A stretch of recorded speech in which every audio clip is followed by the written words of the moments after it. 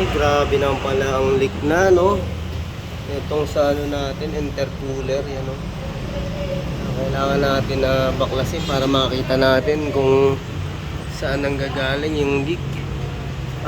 L300 Euro 4 na po ito. Lilinisin na rin natin yung pinaka intercooler nya.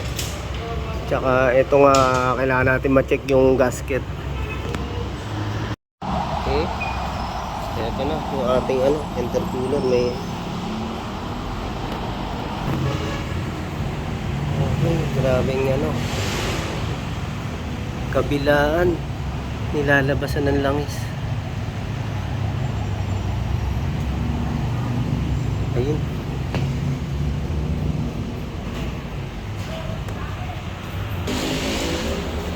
Okay, bali ito mga paps yung ating intercooler ng L300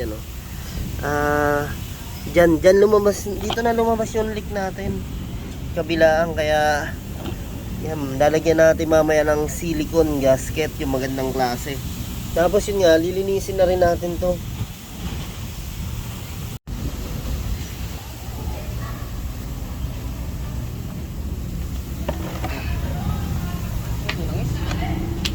Okay, bali nga yung pinagugasan natin. Talagang gumamit tayo ng gasolina.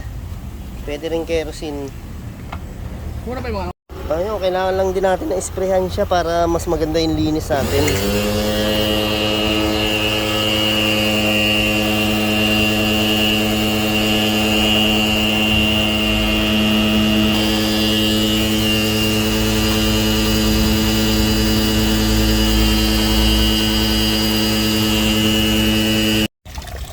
Okay nga, bali inispray natin, tapos ayan, sabon para linis-linis. Tas ginamitan natin ng greaser.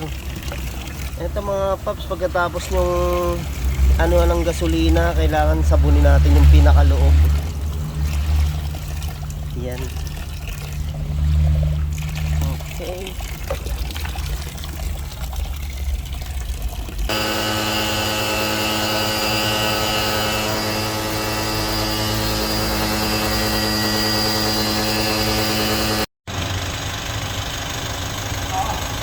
Bali na nga boss, na ikabit na natin yung pinaka intercooler, kailangan na lang ni boss pa car wash or under wash para matanggal yung mga nagkalat na langis.